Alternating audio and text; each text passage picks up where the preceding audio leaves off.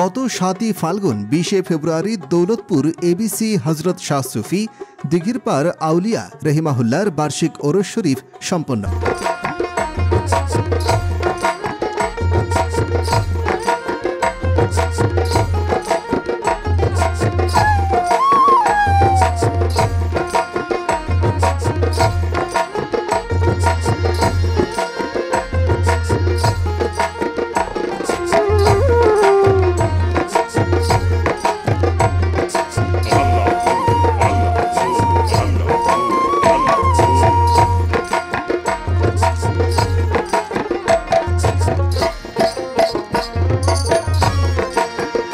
চট্টগ্রাম ফটিকছড়ি উপজেলার Daulatpur ABC Olya কামেল শাহ সুফি হজরত দিঘিরপাড় আউলিয়া রহিমাহুল্লাহর বার্ষিক ওরস শরীফ হাজি আলী আহমদ ও তার পরিবারবর্গ ব্যবস্থাপনায় আলহাজ আলী আহমেদের বাসভবনে ধর্মীয় ভাবগাম্ভীর্যের মাধ্যমে সম্পন্ন হয়।